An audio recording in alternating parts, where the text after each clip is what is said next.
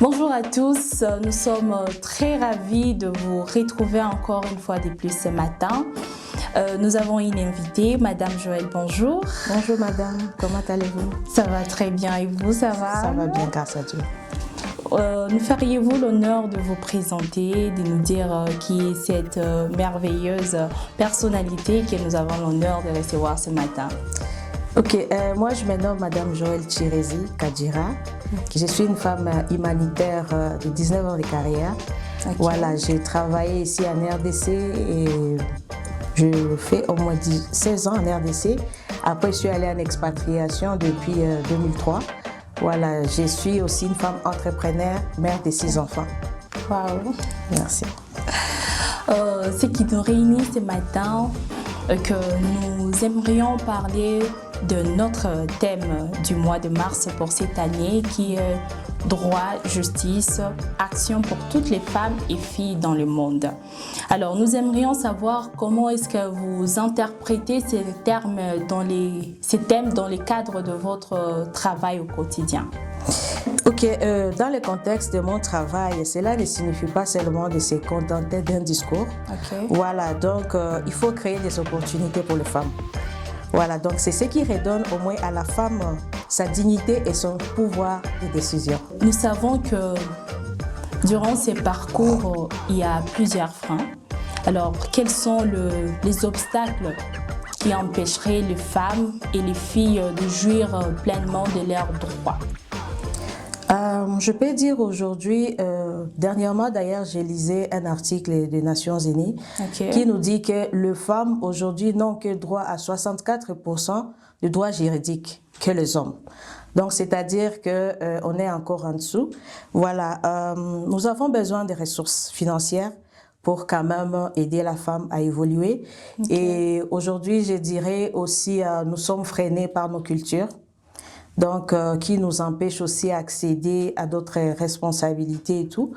Voilà.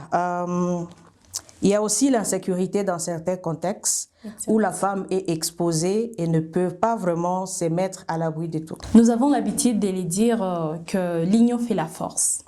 Comment est-ce que les organisations et les communautés peuvent-elles s'accorder pour bâtir une justice réelle et durable pour les droits des femmes? Pour moi, je dirais que nous devons travailler ensemble. Ok. La communauté et aussi, je dirais, les organisations, que ce soit des organisations humanitaires ou des développements. Voilà, donc pour aider cette femme-là, il faut qu'on mette tout le moyen ensemble. On doit renforcer aussi aujourd'hui la localisation.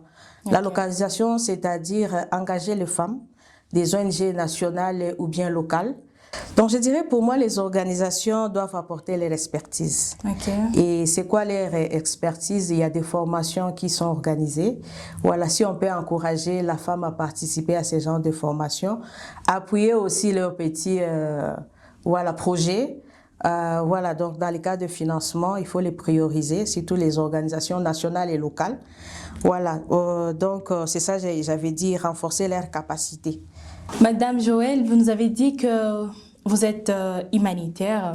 Alors, nous voulions savoir quel est votre domaine d'intervention et nous aimerions aussi savoir si vous faites aussi ces activités génératrices de revenus aussi en tant que femme et si vous les faites, quelles sont ces activités et quelles sont les formations auxquelles vous avez participé? Dans le domaine de mon travail, d'abord en tant que femme humanitaire, okay. Je travaille avec une organisation organisation internationale, donc je dirais Nations Unies, je suis aux Nations Unies okay. Depuis 2007. Et actuellement, comme je l'ai dit au début, je suis au Burkina Faso où je travaille avec les acteurs humanitaires. Je suis chargée des affaires humanitaires. Mon travail, c'est quand il y a une crise humanitaire quelque part, c'est de rassembler tous les acteurs. Chacun vient avec son expertise ou bien sa capacité aussi financière. Donc, si tu travailles dans le domaine de la roche, si tu travailles dans l'eau, hygiène et assainissement, okay. Si tu travailles dans le secteur de la sécurité alimentaire, ou bien tu es aussi dans le domaine des santé. Voilà, donc mon travail, c'est de coordonner toutes ces activités humanitaires, le mettre ensemble, mettre tous les acteurs humanitaires ensemble pour répondre aux besoins de la population vulnérable. Okay. Donc, je fais juste la coordination de l'action humanitaire. Wow. Voilà. Et quant aux activités génératrices de revenus que vous faites à part votre travail? Bon, à part mon travail, comme je l'ai dit aussi, je suis femme entrepreneur. Okay. Voilà, donc j'ai une boutique, une petite boutique. Et comme Algère, comme on l'a dit avant, il faut soutenir des petits Algères là. Donc dans ma petite boutique là, je suis commerçante, donc je vends des articles venant de l'Italie. Okay. Donc si tu as besoin des chaussures, tu as besoin des sacs de qualité, wow. Voilà, donc tu peux juste me contacter et puis je te donnerai voilà, tout ce dont tu as besoin. D'accord madame, voilà. Merci. Et pour ça, pour encourager les femmes, donc je travaille avec mes enfants.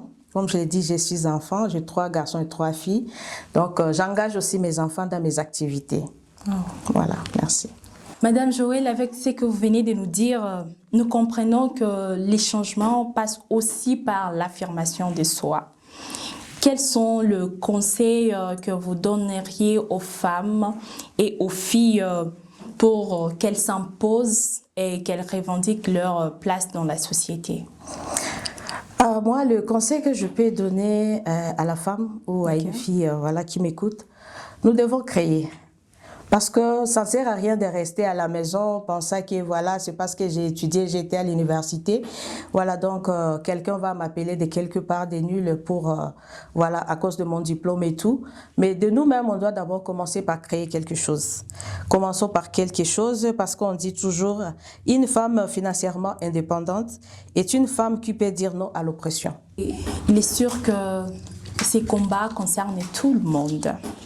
Alors, dites-nous, selon vous, quels sont le rôle des hommes et des garçons dans cette lutte pour soutenir les femmes? Premièrement, je dirais aux hommes donc, qui nous suivent que ce n'est pas vraiment une guerre. Parce que pour beaucoup d'hommes, ils pensent que l'égalité, c'est une perte de pouvoir pour eux. Voilà, donc, mais pour moi, c'est un gain de prospérité pour toute la famille. Ce n'est pas une guerre. Ils sont là pour nous soutenir. Exact. Merci. Merci, nous sommes presque à la fin.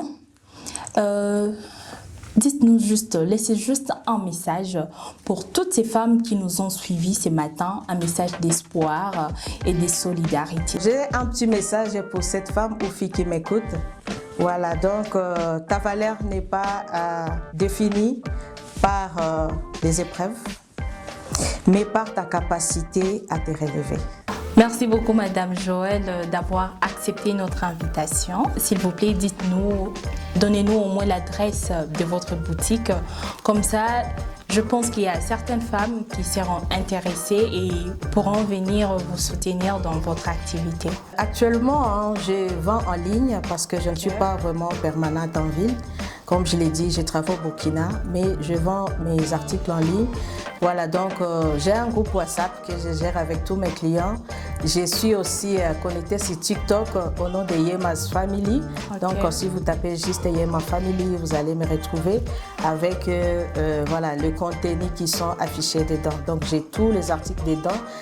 J'anime aussi des séances, j'ai des contenus éducatifs aussi sur TikTok. Voilà, donc dernièrement j'ai parlé aussi du 8 mars. Il y a des conversations ou bien de vidéos qu'on a essayé un peu de poster. Vous pouvez aussi les exploiter. D'accord, merci. Merci à toutes ces femmes qui nous ont suivis. Nous avons parlé de notre thème de mars pour cette année 2026 qui est le droit, justice, action pour toutes les femmes.